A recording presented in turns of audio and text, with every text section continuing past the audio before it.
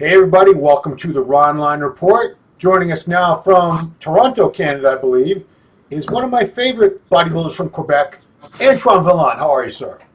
Yeah, buddy. Good, you? Very good. Yeah. So how has your off-season been going, Antoine? It's been going pretty well, actually. I broke the 300 barrier. Woof! Holy moly. Yeah. That's a first? Yeah, it was the first. And you know what, though? I thought I would have been bigger at 300. Really? Yeah, because when I was younger, I would see all the guys at 300, like, wow, they were huge. And I think what happens, because a lot of my weight is in my legs. Yes. And I'm a little bit taller, so it's like it doesn't show that I'm 300. Like right now, you wouldn't tell I'm 300. Are you 6 foot even? I'm 183 centimeters, so it's a shy of 6 foot. Okay. I would just say 6 foot, though, if I were you. Yeah, that's what I say usually. Well, I mean, you do have, you're a taller guy. I want to say your arms and legs are maybe a little longer proportionally than some guys. I don't know. Everybody holds weight differently, but you mentioned your legs. Everybody, you got to go to Antoine's Instagram. Antoine V 1987, or is it 87? Antoine V 87. Antoine V 87 posted a picture up of his legs yesterday. Now they're a little hairy, but Jesus, they're freaking huge. Huge. Yeah, I had because I started training them again hard like when I was 20 years old. Wow. Because I used to go really hard on them, and I kind of backed off over the years, just thinking that after my pro card, I was like, my upper body needs some more work. But now I was like, you know what? I'm gonna try to train them like when I was 20. I wanted to make them bigger because I need more mass overall, right? Yeah. And I know I can pack some on the legs, and if I can make everybody else's legs look like chicken legs on stage, I might get some points there. Well, you're on your way. You're certainly on your way to doing that. Yeah.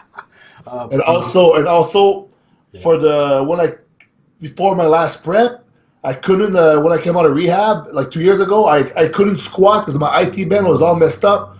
So for the longest time, for like a year, I couldn't do squats, and I switched up from high bar to low bar squats with a wider stance and a wider grip, and it shifted the tension.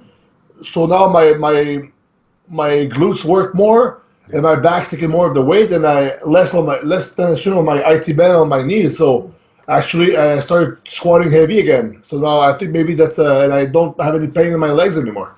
Wow, so that's interesting. So you squat more like the style we would consider like a power lifter now. Yeah, so what I do is I actually, because the bars are not squat bars in most gyms, like the long bars, so they're normal bars, so I put a clip first and I leave this room before the end of the bar. So I put the plates and then I grab the actual end of the thing there, and I grab outside the J-hooks. Oh my goodness. On the squat racks. Do you understand what I mean? Yeah. You're grabbing the squat rack as you squat? No. What I do is that, it's like I grab the bar, like just where I'm supposed to put the first plate. Oh, like the collars. The collars. The collars, yeah. So I put clips before. I put clips like this far away from the actual collars, so I actually have more room, and I grab the bar outside where you can rack it. Oh, I see what you're saying. Instead of like this, I'm like actually like that. Now, does the bar tend to bend more that way? Yeah, it looks cooler. Yeah. It looks like I have more weight than actually it is. There is. Like the Gold's Gym T-shirt, the guy's got the bar and it's like perfectly bent in a half circle. Yeah. Oh man. Well, we're trying something different today on this. Maybe I need to start having up videos with different names because everything can't be a damn Ronline Report. But we're doing an article in an upcoming muscular development issue on his arm training. And today I wanted to get some of the info for that and share it with you guys online because, like you said, your legs were always really good. Your arms were never bad, but you've certainly improved them a lot over the years. So that's the kind of guy I like to talk to about a body part, is somebody who wasn't just blessed with it. He actually had to figure some things out and get it to match the rest of them. So with that in mind, Antoine, here we go. Ready? Oh, here we go. Number one. At what point do you remember first seeing huge arms, either in a photo or real life, and saying to yourself, I need arms like that? I think it was that issue of muscular development, 2003 review of the Olympia. Okay. Because I started training in 2000. My first contest was 2004. So that issue was out, and I would see also online on the websites, pictures of the Olympia stage, Ronnie Coleman, all those guys. And I just remember also pictures of Kevin Levrone, of Ronnie Coleman, Jay Cutler, and I also really like the physique of Dennis Newman, which is very balanced, right? Yeah. So all those guys I've noticed, and also back in the day, Greg Valentino was still riding the. Yeah. So I was like, what are those arms? What is that? 28 inches? So I knew that big arms have always been for everybody like a staple, right? If you have big arms, you're strong. Like when you're younger, right? Right. And actually, the first 2 exercises I've ever done in my life were push-ups, and I would do preacher curls with the dumbbell. Wow. Those Weider cement green barbell. Yep. Those plates made of cement and plastic. Yep, I have. New York or Weider, whatever. I used to have those at home with the little red collars that you twist. Yep. Yeah. So I saw those pictures online, and I kind of knew that, I wanted big arms. Okay. Yeah. What was your early arm training like, and how did you go about putting like routines together, or did you just do whatever? What do you remember from those early days? So before joining a gym, I only did push-ups. I only did I had a punching bag at home, and I would put it on the ground, and I would lay on it, and I would do like one-arm flies because I only had one dumbbell. I would do preacher curls. Yeah. I would try to do like all kinds of like exercises, but then I noticed that to reach my goal, I had to join a gym. So I told my mom, I want to start training in a gym, and she bought me a membership for 3 months at this gym. It was called Physique Action in Granby. And the first program I had was made by the owner there. I went there and I said, I want to compete in bodybuilding. And I never trained my life in a gym before, but I knew I wanted to do that. Yeah. So he just made me a 3-day split. It was legs. I think it was a big muscle group, small muscle group. So probably like back and biceps or something like that. And then chest and shoulders and tris. Yeah, like a push-pull leg. Yeah, kind of, yeah. Okay. So what were you doing? You weren't doing much for arms then, if you were doing all that in one day. Probably I wasn't. I was just doing the basics, but I did that for 3 months, and then after that, I just did my own thing. I would read online, and I would learn on it on the different websites back then, in the forums, and I would just, get some DVDs. The Battle for the Olympia from what's his name, the Japanese guy, Mitsuru Kabe. Yeah, he was the man back then. Before YouTube for bodybuilding, he was the man. Yeah. And I would watch those DVDs and do that. And actually, it was funny because for the longest part in my teenage years, when I was 15, I had 15-inch arms. When I had 16, I had 16-inch arms. And I did that all the way to when I was 20. Off-season, I got 20 off-season. I was a little bit more fat. Yep. And then it's kind of stayed there for the longest time. It was kind of hard after that. But they're finally growing a little bit, and I got some tricks I can tell everybody. So are they 31 inches now? Yeah, imagine. There are some guys on the internet with 31-inch arms. Most of them are in Brazil for some reason. Yeah. Big oily baggy arms, yeah. Yeah. So looking back on your arm training the first couple years, what were you doing right? What were you doing wrong? And what do you see being done wrong a lot even today when you look around? The main mistakes I did was moving a lot of weight. And why it's a mistake, it's not only because you don't feel the muscle as much, it's because I would go heavy on chest, I would go heavy on shoulders, and heavy on triceps. That's a lot of heavy. So the arms, they get overtaxed with the elbows and the shoulders and all that stuff. So that's a mistake I've done. I would actually just move weight around. I remember me and Big Dave Mitchell. He was one of my best training partner. I was 20-year-old. We competed for the same show there, and he actually beat me. Maybe that's another story. But he trains with Eric now in California, Gold's Gym. Okay. Yeah, he's over there right now, and he was a big guy. He's like 300 pounds right now almost. Jeez. Anyway, so back then we would train together at Nitro Gym in Granby. We would do hammer curls with 135 and 145s. Wow. It's like, just like, crap. Yeah, because anybody who can be strong can do that. Yeah. But what's the point of that? Well, Instagram likes, I guess, but Yeah, but there was no Instagram back then. It was just us being nuts. So that's a mistake I did, and now what happened over the years, I've noticed, and John Meadows is a big believer in that, is that also because you're doing a lot of heavy stuff on the other bigger body parts, when it's time to do arms, going down in weight a little bit and just going for the squeeze and failure in the pump, this is when they started growing. And my pain, a lot of pains went down. Wow. Did you have like a lot of elbow pain, shoulder pain? When I was younger, I had more elbow pain, shoulder pain for a long time. I remember I couldn't press. And then that came back like 2 years ago also. But now I train a lot smarter because you know what? I train pretty heavy for the average bodybuilder, I think. But I figured that the smartest thing to do right now, if I want to beat everybody else, is to play it safe in the gym. Train super hard, but play it safe. So that way, people will get injured. But if I stay injury free, like what's going to stop me, right? Right. So I'm just trying to focus on that right now. Just like get the crazy hardcore training, but be smart about it.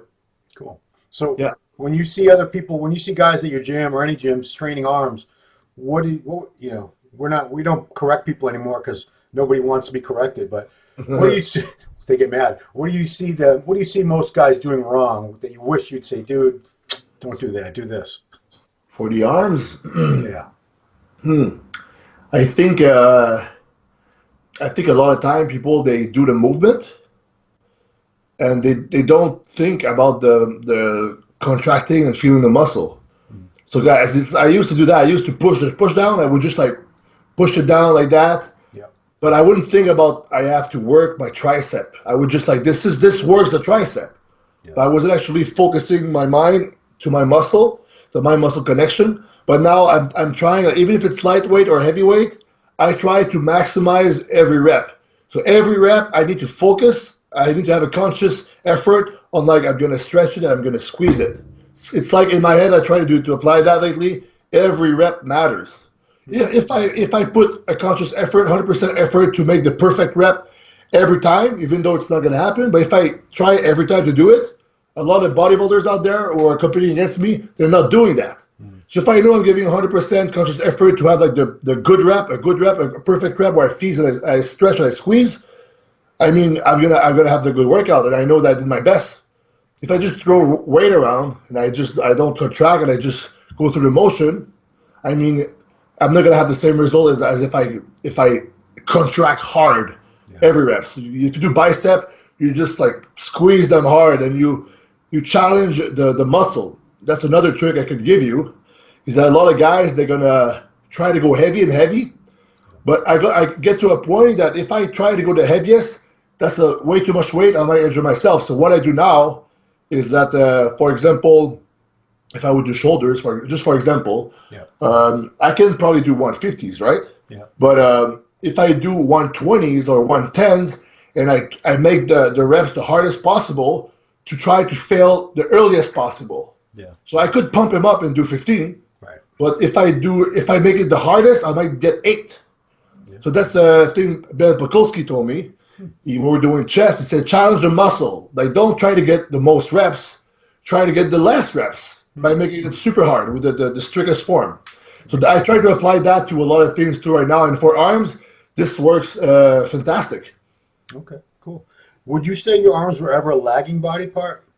I think they're a lagging body part right now in my head.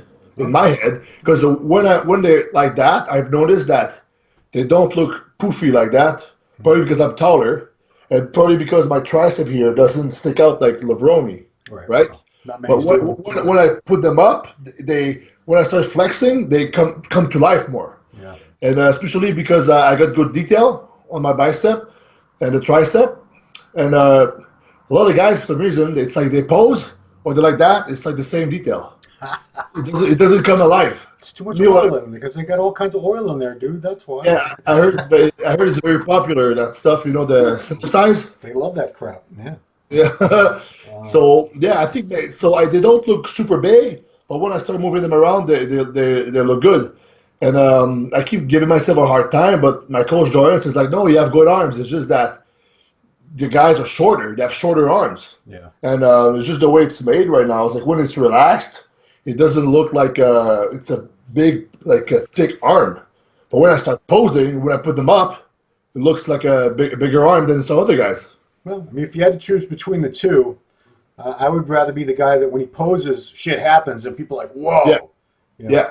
Because a lot of times I'm looking at a guy in a lineup and then they call him out and he's flexing. I'm like, he looked. Yeah. When I do side tricep, it's fine. When I do side chest, it's fine. The bicep is fine. Even from the back, it's fine. Yeah. But the one pose I find my arms are kind of weak is the front lat spread because I don't have the thing here. It looks kind of flat. The sweep to that tricep. Yeah. Yes, it's the only part where I see my arms kind of, and because I don't have a lot of chest, that's kind of my weakest pose there also. Okay. But I'm going to work on that. And, you know, that part, I'm never going to have it like some of the guys there. But as long as when I put them up, they look great. I think, you know, I can focus on that. I mean, you didn't take fourth place in Toronto with bad arms, dude. Trust me. Yeah. What would you say grew easier for you or still does grow easier, biceps or triceps? I think biceps. I think biceps are stronger than my triceps. Especially like I said, when they're down like that, from the side like that. Yeah. If I do this most muscular like that, or the hands on hips, it's kind of there's like a little bit of tricep lacking here. But what I'm trying to get is I'm trying to get like at least a good sweep like that when I put them up. Right. You know, that's very important. And I also had a tendon tear in my elbow there. Oh, you do? Yeah, a tendon tear here and ligament tear here. A small one here, and here was kind of big. But if you actually go on my Instagram, you can actually see the ultrasound that I did 4 weeks ago. It was a good tear, like the partial tear, but now it's like half healed. Because I did a PRP shot in it with my doctor. Yep. And I did treatments with our guy Matt, Stretch Matt, in the GTA here, and it is half healed. So the PRP also lasts 3 months. So if I keep being careful, it's going to be perfect for my prep. Oh, wow. Yeah, I hope so. Jeez. Yeah. Because I've heard if you get the PRP, you're supposed to leave it alone. Yeah, well, I left it alone as far as I didn't do anything that would feel something. Okay. Like I didn't do like chest. I started to do crossovers. I do like little machines and this and that. I do like a boring chest workout pretty much, pumping stuff. But I'm doing that to give it a break, and then I'll go every week. Now I'm gonna go a little bit heavier, but you don't have to lay it off completely. I think, especially if it's your job. Yeah. Like me, it's my job, right? Pro bodybuilder. Yeah. And it's still healed halfway. You can see the difference of the tear on my Instagram on the picture. You can probably find it and pop it out. But yeah. So thanks to Dr. Khan in the GTA area. He's a good doctor there. He can hook you up if you're. Do you remember tearing it like it was like one incident? I remember when I did it. Oh. You know when I did it? It was the dumbest thing ever. So it was the day after Toronto Pro Show. I was working at the booth at Iron Bull. Right. And they had those calisthenic people in front of the booth, in our booth. And they were like, Antoine, come do muscle ups. I'm like, sure, I'll do muscle ups. I was all pumped up. I was doing dragon flag. I was doing a bunch of shit.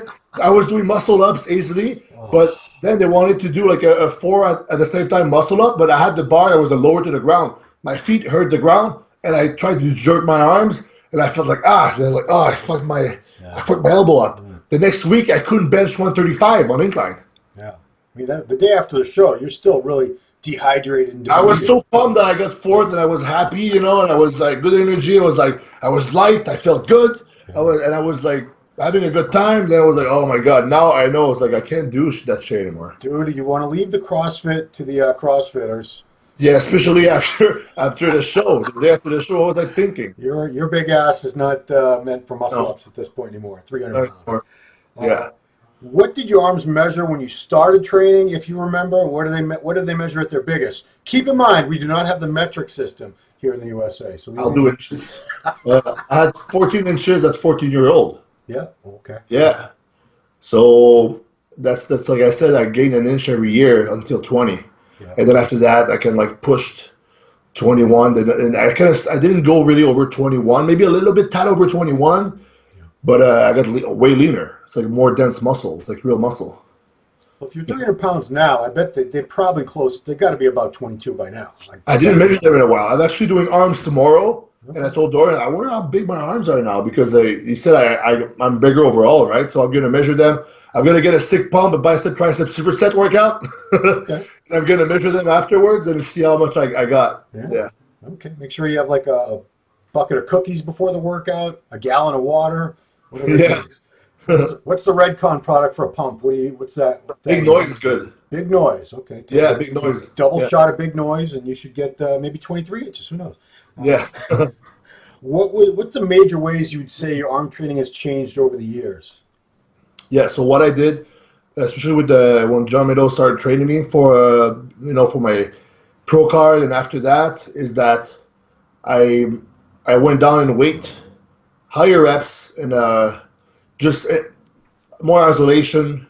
I would still do barbell curls and things like that, and I would just stay away from like just trying to get like a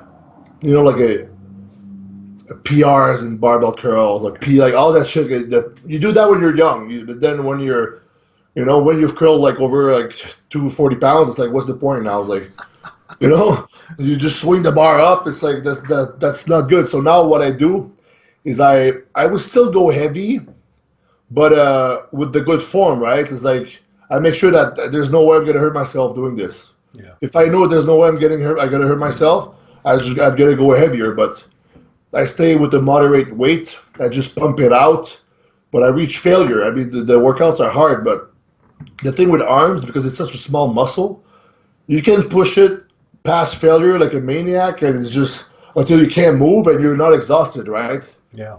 You do squats. You do 30 reps of squats, you're dead. Yes. You do 30 reps of like bicep curls, it doesn't matter. So you can really push the workout really hard, and it's like not that taxing on the body. So the main difference now, I mean, I do lighter weight. I train smarter, more isolation, and I switch it up. Sometimes I do biceps and triceps superset. I did that a lot in the past, but I like to do the biceps first and then tricep because I feel like I can get a bigger bicep pump, then I get a bigger tricep pump after that. Makes sense.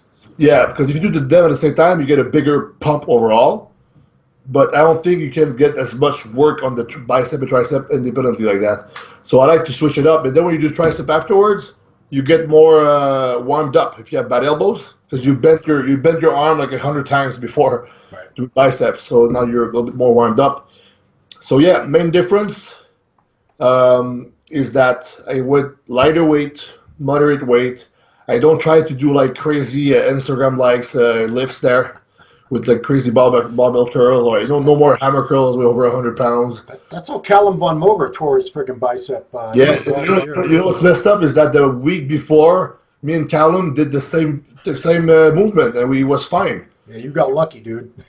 Yeah, it's just Bumstead. And what happened is that Bumstead was weak. He gave up, and Callum tried to keep going, and then his bicep exploded. Oh, dude. Yeah. Well, good thing it didn't happen to Bumstead. Not that I want it to happen to anybody, but yeah, Canada needs a classic physique Olympia champion. So everyone's counting on you, Chris. Yeah. But one note about that: I used to read. It didn't really make sense. They said to do triceps first because their theory was if your bicep was fully pumped, you wouldn't be able to get like a full range of motion in your tricep because the bicep would get in the way. I'm thinking, who is this Sergio Oliva with the bicep that attaches like in the crook of his elbow that they're worried about? I don't know. I don't have that problem. I mean, I don't have that problem either. I mean, actually, when one of my biceps are super pumped, if I straighten my arm like that, I feel like it actually helps have a better pump because it just stretches it out even more. Right. No, they were saying it would stop you from being able to like fully stretch your tricep because your bicep would be so pumped it would get in the way. Oh, it's just block the movement of your arm. I get it. You'd have to have a freaking huge ass bicep for that.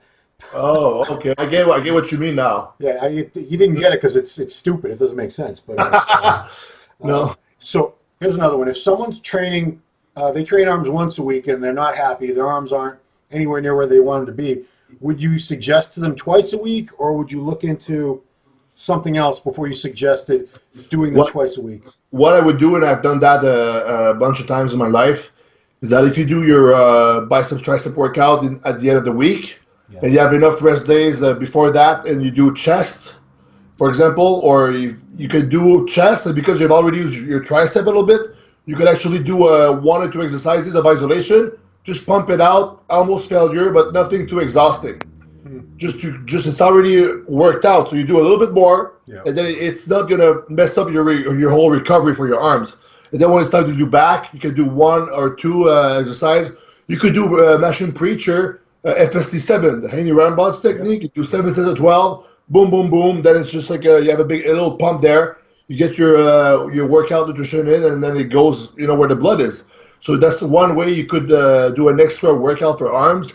But I wouldn't do a full-blown workout, twice a week. I would do your biceps tricep where you really maximize your bicep and tricep workout there. But then you do a little bit touch-up of bicep with back, a little bit of touch-up tricep with the chest, and a touch-up tricep workout would be 1 or 2 exercises, 3 sets each, or 5 sets of 1 exercise, 12 to 15 reps, just pump.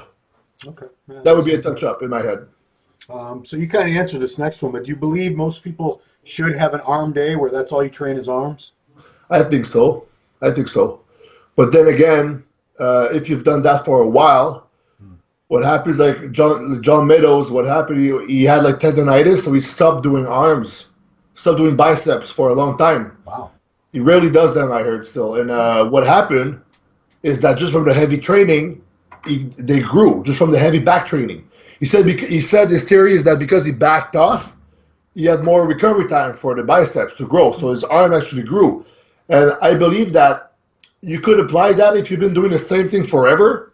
Yeah. You could actually just do back, a little bit of biceps, and then you don't have an arm day. If what you were doing didn't work, you try that out, you up the food, you do that, take more rest days, and then you see how you react.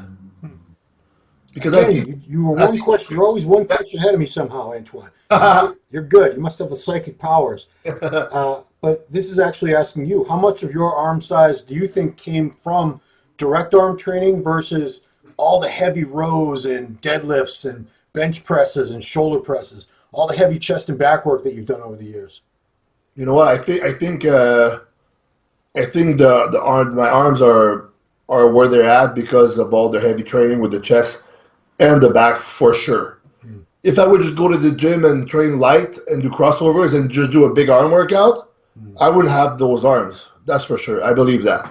So I think, the heavy training with the chest and the back will have collateral results of big arms for sure.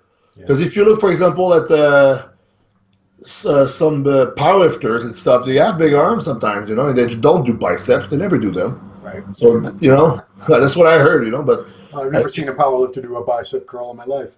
No, maybe that's why they explode all the time on deadlifts. Oh, God. Yeah, they'd rather do another squat day. This answer has changed over the years. What rep ranges have given you the best results for arms?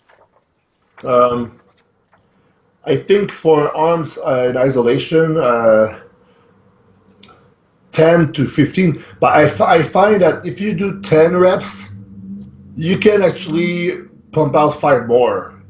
It's like, I don't know how can I say that, is that, for example, if you're doing push downs and you're doing 10 strict reps, you probably have 5 more in you if you use a little bit of body English there. Right. So I say more the higher 12 to 15 would be better, because if you go lower than 8, I find it's kind of tricky to get a good pump, because the pump's not going to happen. Lower than 8 is if you're doing close grip presses, right, for example, up there, pin presses off the rack for tricep, those are really good. Yep. Then you can go a bit lower because it makes sense. It's a compound movement. Right. But if you're going to do isolation, doing 6 reps on the preacher curl, I think it's kind of dumb. Oh, it's a bicep. That's how to tear a bicep right there. Well, yeah, I think it's kind of dumb because it's pointless. Yeah. It's pointless. But if you're doing barbell curls, I think the lowest you should go is 8. Yeah. Lower than that is what are you doing? And same thing for triceps. I think triceps you could go heavier because it's actually a press, right? Right. But other than the press or even the dips, you should go higher than 10 for sure for having good results. I think we got a picture of you doing dips with a chain around your neck. I'll try to flash that up when you're talking about dips. Again, you went right to the next question. How do you keep doing this, Antoine? You're good. I swear I didn't give him these questions ahead of time. Should people try to use perfect form, loose form, or both at different times? I think cheat reps is two things. You're going to see it from an advanced bodybuilder, and it's going to be an actual technique to go past failure, or you're going to see it from a beginner trying to use heavy weight and do it right from the start. Yeah. So you're always going to move a little bit when it's like free weight, right? Dumbbell curls, people that like to twist, or that's not really cheating. That's more like using body English a little bit. But cheat reps is, for example, if I'm doing push down, Yeah. I've got to put my upper body up and do a little bit of swing. So if I reach failure at 10, I can get like 5 more if I just like move, use a little bit of momentum there. Yeah. But those 5 more will be super painful because you're like recruiting momentum and other muscle fibers to go to destroy even more fibers where you're isolating. So that's I do use cheat reps on some exercises when it makes sense, but I don't cheat just to lift heavy weights, right? Yeah. You got to cheat for a purpose. Well, I believe exactly what you just said is the best time to use them is in a set where maybe you've done 10 reps in really good form. Yeah. You're going to get another 4 or 5 reps if you just loosen up the form a little bit, and that's going to work the muscle harder. But if you're that knucklehead that cheats up 70-pound dumbbells from rep 1, yeah, you're not getting. No. That's not the right way to cheat. The thing is that usually you got to look at those arms and their physiques. Is like, are they really like pro bodybuilder looking? Usually they're not. Typically not. But that being said, there are some guys with great physiques over the years who've had horrific form. But that's that's a topic for another day. What have you used more to build your arms or to train them? Straight sets or intensity techniques like drop sets, supersets, rest pause, any of those? I think the high intensity technique that I've used the most for arms is drop sets. Okay, yeah. I just love drop sets. I remember when I was 17, from all my body, because drop sets give a great pump, right? Yep. Go down in weight, no rest, you just bust it out to failure, and you can do triple drop sets, quadruple drop sets, penta drop sets. But I would do that to all the body parts all the time. Oh, wow. So one guy, he was a competitor, because I used to be at cop school for a little bit, so he was a cop. He was going to be a cop. He was a bantamweight competitor, and I thought he was jacked. He was like 154 pounds. Yeah. He said, "Why are you doing drop sets everywhere?" I'm like, "Because it feels like it works out my muscle. I feel it. Like, I feel the pump." He said, "Well, don't do that. Do straight sets also." But I've always loved drop sets. Yeah. There's not a single workout probably I don't do a drop set. Still, to this day. So maybe I didn't learn. But for arms, I think they're great, especially if you're doing stuff with the pins. Yeah. It's like quick. You switch up the pin and you keep going. Yeah. And with dumbbells, it's good also. If you do bicep curls, you can. Rest pause are good, but I find that if you do rest pause, the form can get loose a little bit. So you do the drop set, then you get perfect form again, and it just burns like hell. And I find that with the drop sets, you go past failure because you know that your muscle cannot lift that weight anymore. So you go down in weight, and then you go get the other remaining fibers, right? Yeah. That's how it works in my head anyway. But I really like drop sets. Yeah, for arms, it gives you a great pump. And that whole time when you were doing the drop sets all for everything, you were probably still growing anyway, I imagine, right? I think I was. When I was 17, I think I went up to 222 pounds that off season. Yeah. I was more fat though. I was eating like cans of beans, tuna, pasta, because I was a 17-year-old guy living in a dorm, right? I was like going to college for the cup thing there. I did one session. I stopped after that, but I didn't have a lot of money, so I would get my hockey bag. I would walk to the grocery during the winter, try to get the cheapest meats, cheapest foods for $1 for calorie kind of thing. And I would walk up and I would cook all that food there. People would always see me eat and wondering, but I would eat like a diet of like canned beans, ramen noodles, those those steaks that are like been hammered for 2 hours. Those very like Steakums. I don't know, that's a brand name. Yeah. It's like they're rubber. Yeah. I would eat those steaks. I would eat pasta and canned tuna. That was my diet when I was 17-year-old. It's the student budget. I think ramen noodles are what have kept college students alive for decades, Ron. Yeah, and kept high blood pressure high for years too. Yeah, 2 grams of salt within that shit. It's more salt in there. Ooh, there's a lot of salt. Yeah. What are your top 3 exercises for biceps? For biceps, okay. I really like the machine preacher.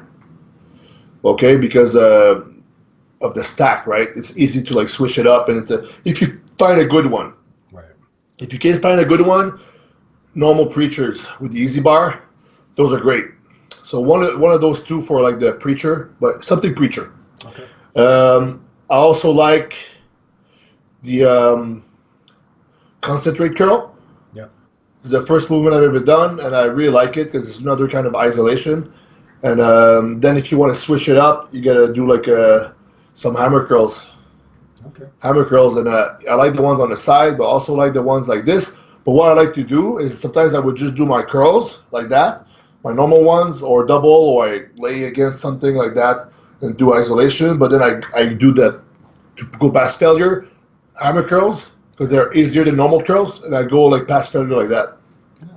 You stole that from me. No, you didn't steal that from me. I think the person who thought that up was probably like 100 years ago. Yeah. First time. Barbell curls did not make his top 3, guys. Did not make the top 3. How about? No, they didn't. You know why? Because I find that I don't really like it because of my wrist. Yeah. It's kind of hard on the wrist sometimes, and unless you find a really wide, easy bar, it's kind of annoying. And I find that so you're like me, man. Your arms don't.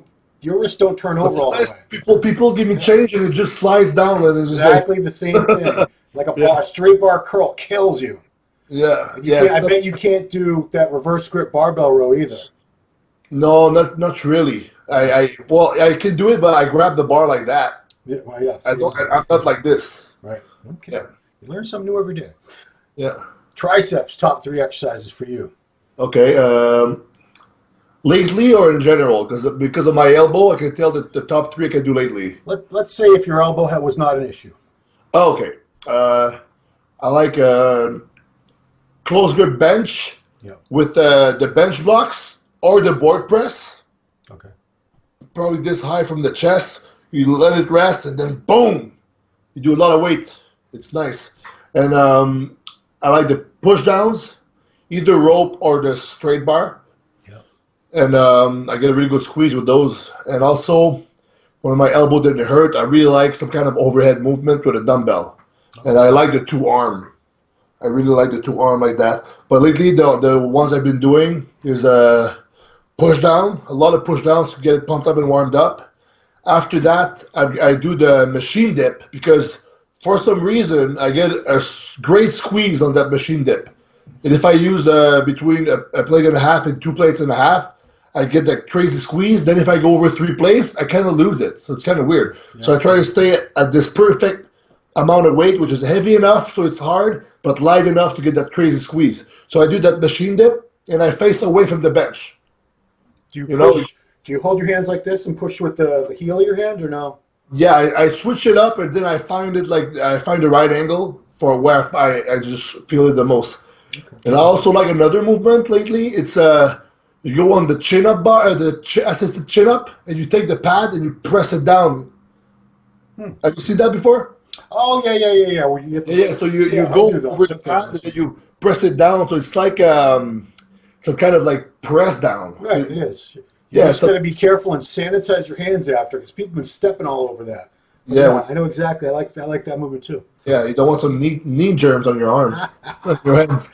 Dude, I've caught some strange diseases from gyms. Trust me. You know, I caught not too long ago. I was at my Doran's place. I was in the pool, and I was like, I was scratching my upper back, so I scratched myself against the pool, right? So then he keeps seeing me like shirtless. Hey, you still have the scar from scratching yourself? I'm like, yeah, it hitches. Then I was like, you know what? I think maybe it's not a scar. So I went to see the doctor. It was a fungal thing. Oh, because I squatted like squats, right? So it was right where I put my squat bar, but I had like tank tops sometimes. So it's that little like thing in the middle where there's like it's not like the knurling, yeah. Yes. So that was probably filled up with shit that I scratched against my skin and I cut something. Damn. I caught an STD in the gym. I caught, there's some, well, I caught pink eye once, but then there's something called C. diff, colostrum difficile or something. Have you heard of it? What is that? No. Okay, well, imagine having explosive diarrhea every 10 to 20 minutes, 24 hours a day. Okay. That's what it is. How many days in a row? Well, if you get on, you have to, it took me a while, unfortunately, to figure out what the hell was wrong with me. Once you have to take a really strong antibiotic to get rid of it. So how did you get that? It had to be, I don't go anywhere. I'm in my house in the gym. I don't go anywhere, so. Yeah, right. I don't. It had to be from the Yeah, gym. right. You got something in your anus and you didn't. C. diff. You would not wish, unless you really hate someone, you would not wish this on anybody. No, this, yeah. All right, we're talking about diarrhea, so let's go move on. Yeah, it sucked, man. You don't want it. No. Could you train arms just fine with all free weights or all machines and cables, or would you always want to have a mix? You would never want to have to make that choice. I like a mix, and for some reason, I always need to have at least 1 or 2 movement of free weights in my workout. Whether it is back, chest, or arms, or whatever, I need to have like free weights. Just for tricep right now, it's kind of like because of my tear, I'm making an exception. Yeah. But in general, I've always had a mentality that free weights are better. Yeah. Because Arnold did free weights are better, right? So I'm trying always to, even though it's probably not true, but in my head, free weights equals a more thick-looking, strong physique. Only machines is more like a little pumpy, like less dense physique. That's in my head though. But well, I mean, mostly you're right. Generally speaking, that is correct. So it does apply. Yeah, but I mean, maybe like there's a lot of machines. Like it depends which machines also. Yeah.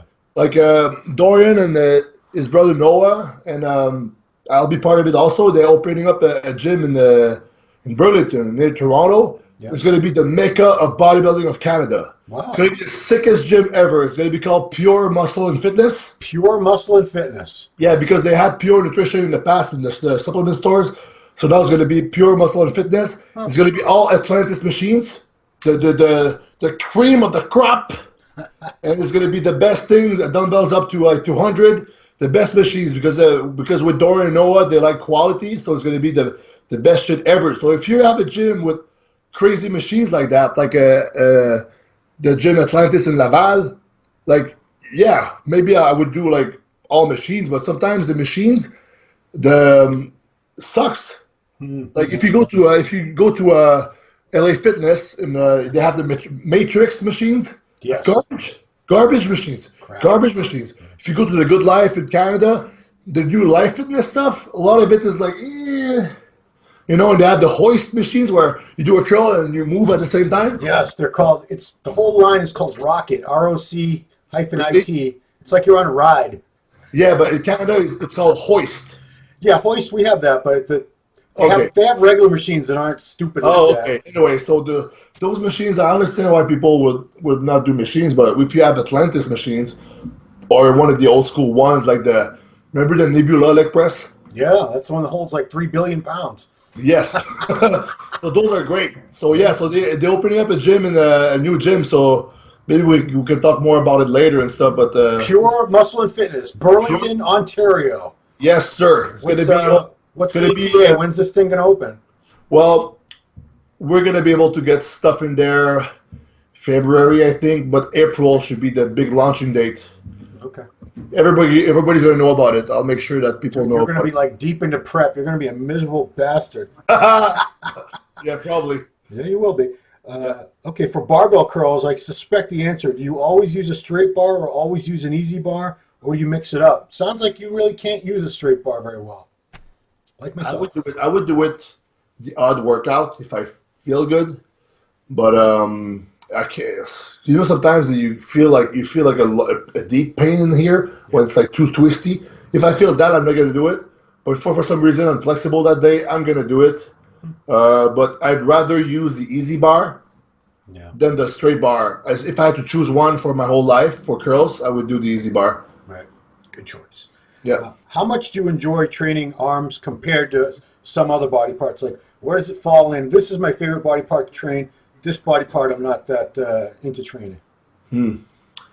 I kind of like all body parts, but arms, especially because of my elbow. Now it's like, okay, let's do arms, and it's more like a task. I try to make it interesting, but it's like there's no big weights moving around. I don't have to pump myself up like before doing a loaded leg press, you know. So it's not like that exciting, especially right now. Yeah. But I'm like, what I think before every arm workout is that I gotta make my arms bigger. So I gotta make sure this workout is 100% done to the maximum. So I still do it, but it goes in waves sometimes. For some reason, sometimes I'm like, yeah, if I didn't do delts in a while, if I would switch up the routine and I didn't have delts, I'm like, yeah, let's do delts. But if I do delts on their own day every week, I'm like, okay, how much flatter rolls can I do, you know?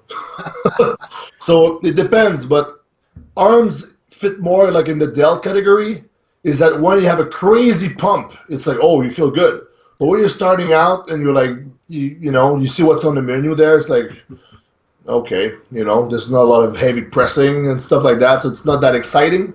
But I still get the work done because I have to. I don't want to have spaghetti arms against the big guys up on stage, right? Yeah. Well, that's next question. What improvements do you still want to make to your arms? Triceps. I like to get more triceps.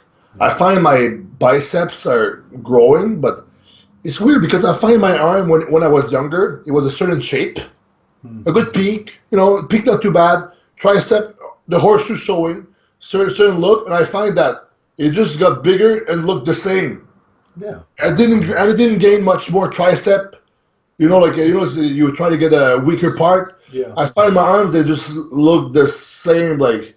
Well, you expected the triceps to sweep down more over time. Yeah. The arms got bigger and bigger. And yeah, they do sweep a little bit, but like, not, you know, it's not crazy, you know. Yeah, I mean, yeah, you're comparing them to some guys probably like Roland Winkler or Phil Heath or something too. Compared to the guys who beat me last year.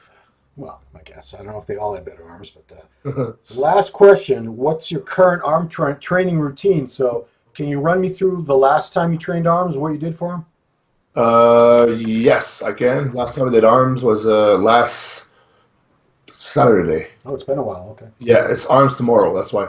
And I always do arms.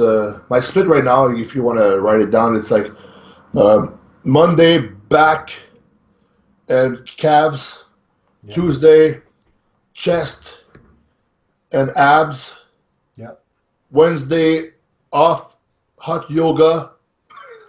Okay. Yeah. I started that last week, this week, and Thursday, hardcore legs. Hardcore legs, okay. And calves, and Friday, we did shoulders, but I also do a little bit of chest touch up there. Okay. Yeah, and if I didn't do calves, I try to, you know, if I do dead after the legs, I do calves the following day. And tomorrow on Saturday is arms. Yeah. Sunday, rest day. Like God. That's right. And not even cardio, because I do cardio probably like 4 to 6 times a week. That's enough. Still, yeah. 30 minutes on a treadmill, 2.5 to 3 speed mile per hour, and 5 incline, 30 minutes. That's what I do. And so that's my training right now. My training split. So for my last arm workout was I went to the gym. I have this little before every workout, I get this little warm-up routine I do that Jordan, the muscle doc, you know the muscle doc?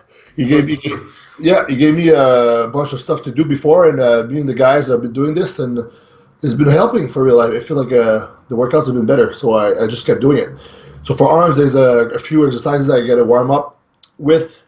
Then I go on the push down. No, I do biceps first. I go and I did last time I did the machine curl, but the one where there's a pad like that, so you curl in your face like this. Yeah. It's an old one at the Good Life on Upper James in Hamilton. Yeah. And I do that, and I just do a lot of warm-up sets. I go up in weight. Then I find a weight that's kind of hard. I do a couple sets. I go up a plate or 2 at a time, and then I did a crazy drop set. And I reached failure for like 3 sets in a row, pretty much. Yeah, I went a little bit crazy. I want to get the arms pumped out really quick. And then after that, I went and did cable curls, standing cable curls. Okay. Yeah, so I just what I try to do is I try to lay back there, and I just really try to focus on just squeezing my arms, my biceps really hard, and I try to like do the rest, and I put the elbow up sometimes. Yeah. But sometimes I would just, when I get tired, I just do like little partials, like that.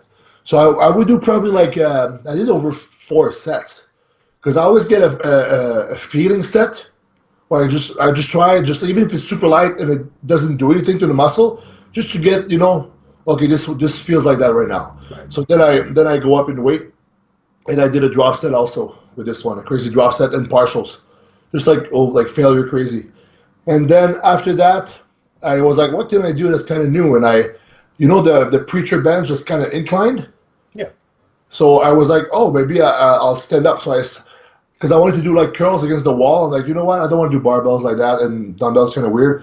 So I grabbed the dumbbells and I laid against it, and my elbows were sitting on the pad like a preacher. You're stealing all my exercise, Antoine, but continue. But it's a good idea, right? Yeah, absolutely. Yeah. So I did that, and I reached failure. I only used 25 pounds. That's the crazy thing. I was already tired. Yeah. I reached failure, then I stand up, hammer curls. Yeah. Is that the Ron Harris combo? I'll tag you on my Instagram where I'm doing them, but it's okay. Like that's I said, funny, yeah. We're all geniuses. We all think of the same brilliant things at different times. Yeah, it's like we're all connected in the, in the universe, behind the universe. It's true. Of the bodybuilders. But I think if you love training, and I love training, it's like my favorite thing. Well, sex and training, 2 favorite things in the world. But if you love training, you'll think up all this shit on your own. You don't need to find it online. You'll eventually think of almost all this stuff, because you'll be like, what can I do? What can I do? I actually made a new movement today at the gym. It's called the AV press. The AV press. Yeah, I booked it with my name, because I'm that pretentious. So what it is that you put the leg press down to the last to one of the safety locks. Yeah. And then you put the seat up, and then you sit on the bench like that, and then you press the leg press up. The AV press. And you know what? I tried it as a joke, because I tried it that years ago with Dave, and I tried it again with the Atlantis leg press, and it worked. And it really burns the front delt. Like more than you think. You think you're like, oh, he's trying to be fancy with something new out there because he wants Instagram likes, But it actually burns the front delt really good. So I'm gonna post it tomorrow. Actually, I'm gonna post the exercise on Instagram. And I'm gonna tag you so you see what I mean. Tag me, but everybody, if you go putting this on your Instagram, people, you better give him credit. It's the AV press. The AV press. You didn't think up this shit. Antoine did. So, yeah. Okay. Back to biceps. We were at that awesome superset, dumbbell curls on the preacher bench, stand up to hammer curls. The Ron Harris combo. Yeah, I'm sure somebody thought of it like 30, 40 years ago. So after that, I just did those 3. I was like, my biceps are shot right now. I was like, they're done. So I'm just going to move on to tricep. So I did a lot of push downs with the rope, a lot of them. And I did just a lot of sets up to a good, and I didn't go super heavy. I didn't do the full stack, even if I could, because I was trying to have a good squeeze, right? Yeah. And I just tried to get a good squeeze. Then when I reached failure, I just got to focus just on tricep and just try to get a partial somewhere in the movement. It can be at the bottom or at the top, and I just reached failure like that for a few sets. Yeah. And after that, I went on the machine dips, and I put 2 places and a half, and I did lots of sets like that, maybe 4 or 5, more for volume, right? Because I can't do a lot of heavy weights, and I do a lot of volume, and I reach failure on a good amount of sets. After that, what I did is I went and I tried to do, because last week I was like, you know what, I'm going to try my elbows so it feels. So I have those bench blocks. You know those bench blocks with the little things, you put the bar in it? Yeah. Those are great for, it's like instead of having a guy hold the board, you can just do it solo. Bench blocks with a Z. And I used this height from the chest, and I just used 295. And I did a bunch of sets. I did 3 sets with that once I was warmed up to almost failure because I was by myself. Yeah. And I was like, oh, that felt pretty good. My tricep didn't really hurt.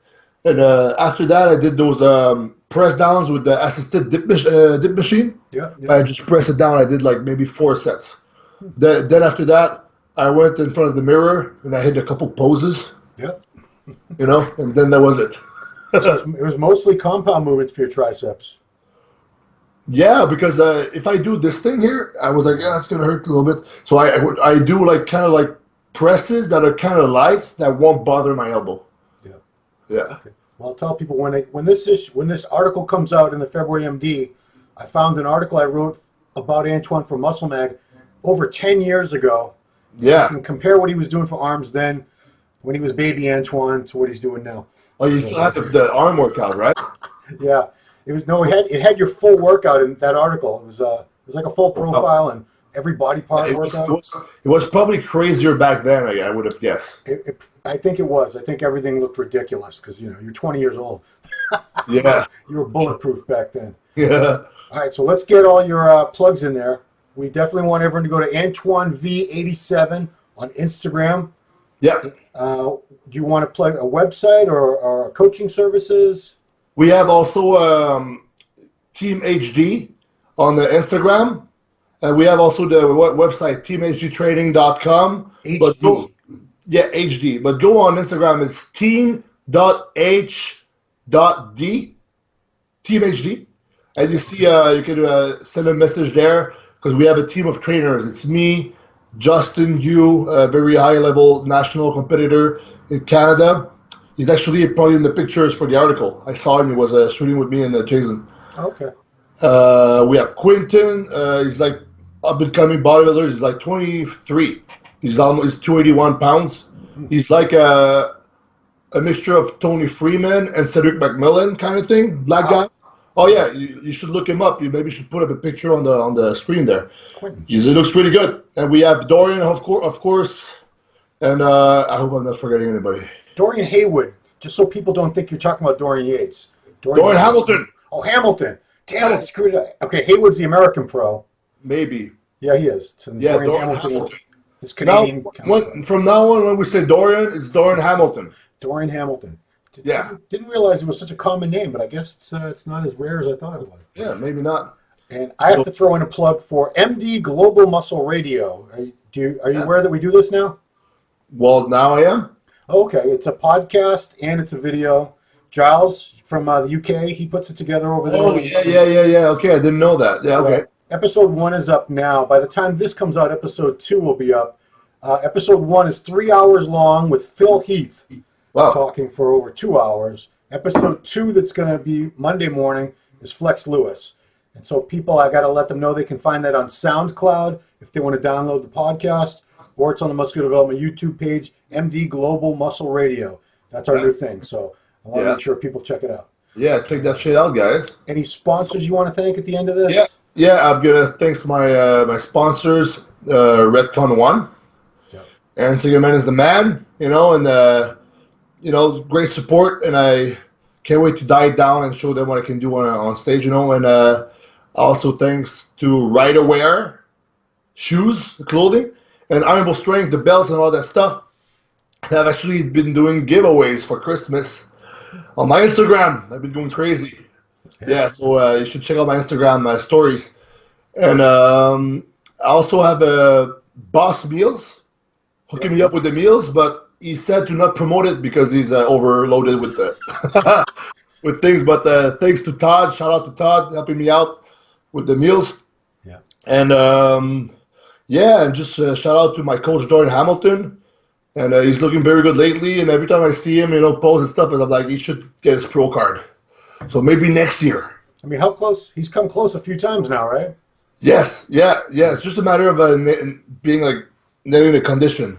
Okay. Because at the end, he's like, because you know how we go crazy in prep a little bit. Yes.